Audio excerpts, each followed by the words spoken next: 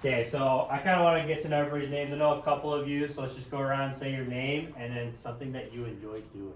To get me a little bit, like, let me get to know a little bit about you. We'll start here.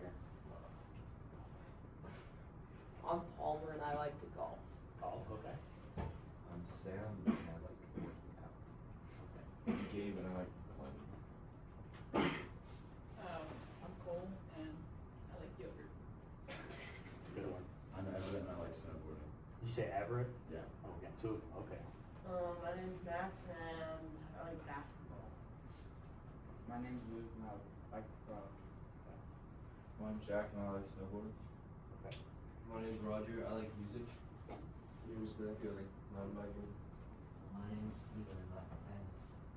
My name's Mike. I like music. My name's Victor. I like piano. Okay. My name's Shannon. My name's Evie and I like dance.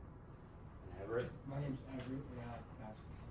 Okay, perfect. And then I know Corey and I know Coach Mack as well. So very grateful for the opportunity I have to teach you guys. But I want to kind of know a little bit about what you guys have learned so far in this last unit.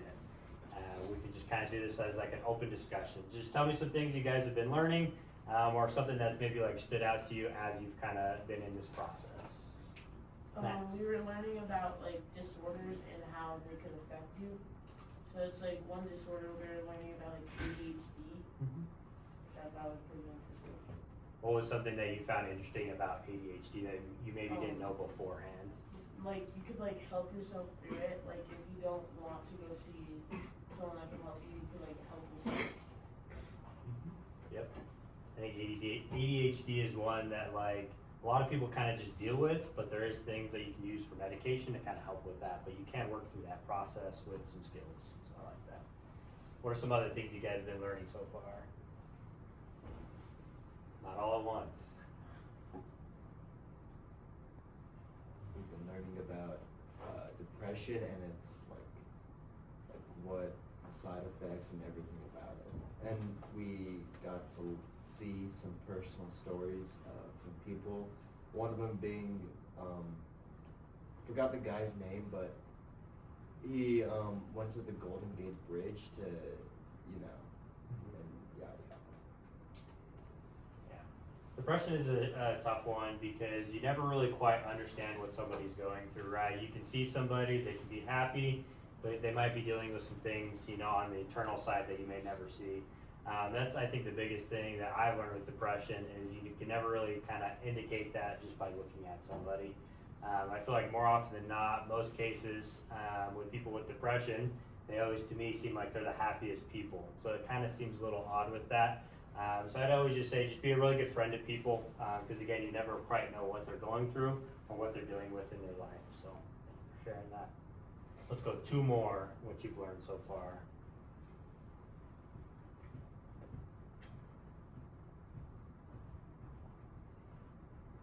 Heard me, guys. Come on. Give me something. Give Coach something. Roger, you always got something good, Roger. We learn about nutrition, sleep, and how to take care of your body. Okay. Last unit.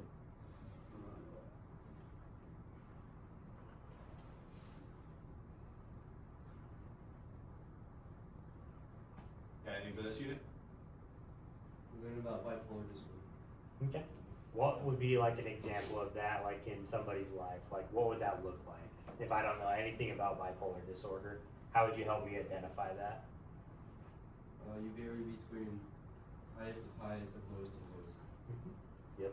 Yeah. One moment they seem all great, and the next moment it might seem like they're just kind of all over the place. So, thank you for sharing. We'll go one more. Cole? We did like phobias, PTSD, like anxiety disorders, and all the stuff that can affect you like throughout your mental and physical aspect. How would some of those things affect your physical health as well as your mental health?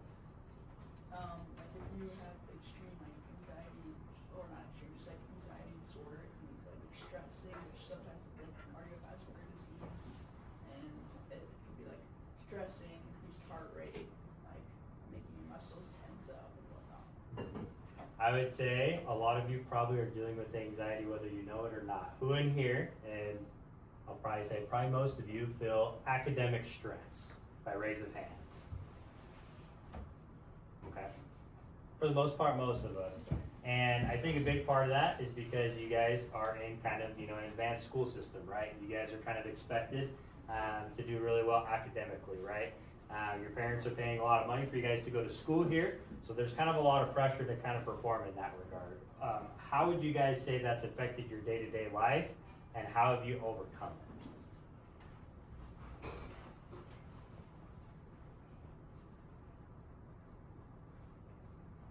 Everett? I feel like sometimes not getting enough sleep because of homework, and also ways that we feel to punish, just like small steps at a time. Just like focus on one small part of your homework, and then if you finish all your homework for that day, I usually love working ahead because that means that I have more free time. That means I can work ahead more.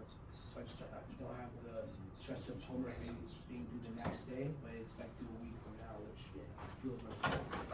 Especially working ahead's a huge thing, and I'm sure a lot of you have to do that here at Waterford just with the academic pressures that you have.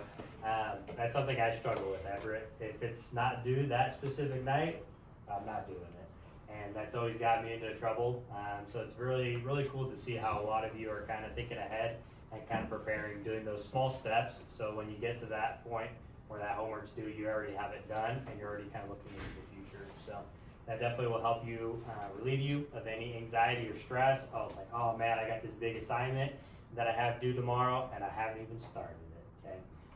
But no, that's a really good example, Everett. So we're just gonna kind of do a refresher on some of the things that we've kind of already talked about. So you guys talked a little bit about suicide and depression, some of the health factors, environmental and historical factors behind it. Okay, and then some of the mental health conditions, you have depression, substance abuse problems, bipolar disorder, schizophrenia, personality traits of aggression, mood changes, and poor relationships, conduct disorder, anxiety disorder, serious physical health conditions, including pain, and then traumatic brain injuries. So we kind of talked a lot about those health factors, just kind of in our little discussion here. But I feel like the next two we haven't really talked about as much. So we have access to lethal means, including firearms and drugs, prolonged stresses such as harassment, bullying, and then problems or unemployment. Hopefully none of you have to deal with unemployment at this age. It's something you'll have to battle with later on. Stressful life situations like rejection, divorce, financial crisis, and other life transitions or loss, exposure to another person's suicide, or for graphic, sensationalized accounts of suicide. So I'd say the big things is just kind of stressful life events. Those are the big things that you guys kind of deal with. What is something that you guys deal with as a stressor that an adult doesn't have to deal with?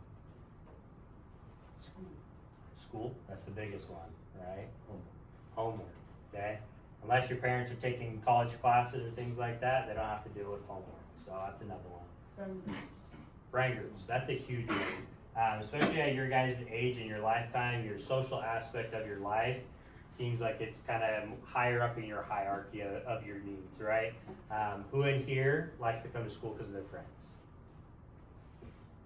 Okay. Who in here, a lot of you have played sports. Who in here loves competing in your sport because of your teammates? For the most part. Okay. So that social aspect is huge. It kind of binds you guys together, and it really helps you kind of get through the day. I know for me, so I played basketball, baseball, and football in high school. Those are some things I look to every day. Okay. It was kind of like I would endure school and then get that excitement at the end of the day with the sports. So it's just one of those things that allow you to be connected with your peers and to kind of help you out with that. What's something an adult has as a stressor that you guys don't have? We kind of already talked about one of them. Jobs. Okay. Does anybody in here have a job by chance? Okay. What do you do for work?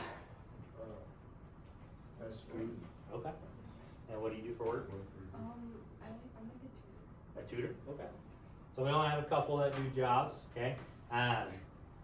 Your parents have a lot of things that are kind of on their plate, and I would say, at least in me in my life, I did not fully realize all the things that my parents had to do in order for me to have a good childhood, right?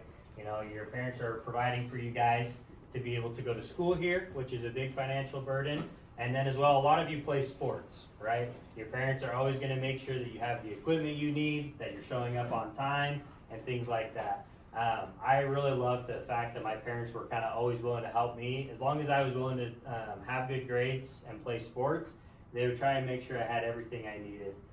There's only probably a couple times where I was late.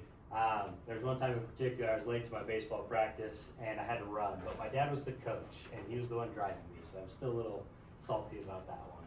But yeah, just your parents go through so much and sacrifice for you guys to be able to put you guys in that position. So what's one more example of a stressor that your parents might have that you don't have? Marriage and relationships. You guys might still have to deal with relationships with your peers, but it's a little different type of relationship, right? When you're married with another person, you have a lot of commitment that's with that. I would say your guys' relationships, yes, there's commitment. You know, you have that with your peers and things like that, but it is just a little bit different. So, and then the last one that we have up here is the historical factors. So just kind of if it's run in the family, or if there's any kind of childhood abuse or neglect.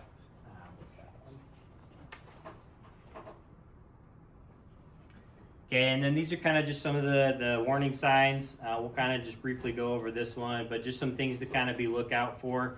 If you're seeing somebody has a big change of behavior, and then the sharpest concern for new or changed behavior is related to painful event like a loss or just any dramatic change in their lives. So just kind of, again, always be there for other people. Again, you never quite know what they're going through.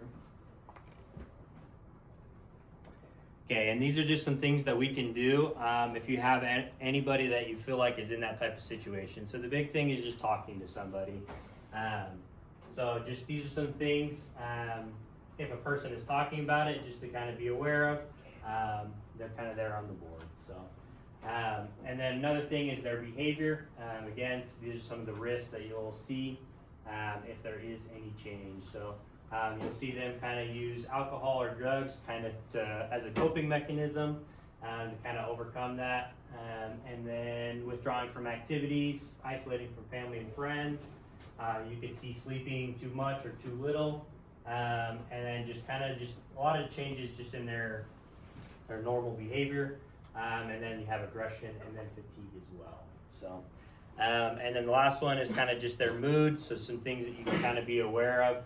If you're starting to know that they're a little bit more depressed, they have a little bit more anxiety in their day-to-day life, loss of interest. So that would be, for example, so like I love sports. So that would be just, you know, for the last like week or so, I don't love sports. And that would be kind of very odd for me in particular.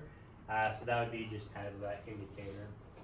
And then last couple is kind of just irritability, humility, shame, just if they feel embarrassed and don't want to be around other people. And then we also have agitation and anger, and then the relief from sudden.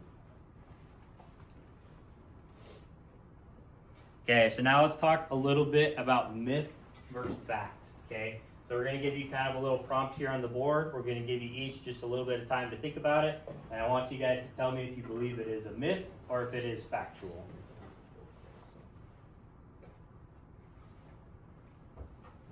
Okay, we'll give you each about 30 seconds to think about it. So thinking about suicide or asking someone if they feel suicidal will encourage suicide.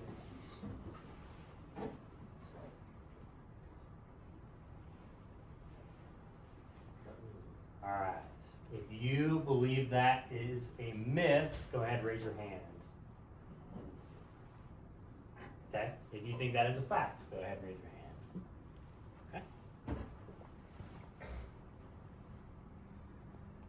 Okay, so that one is actually a myth. I don't think that it actually affects it that much. I do think that it is an important thing that if somebody is talking about that you try and get them the help that they need.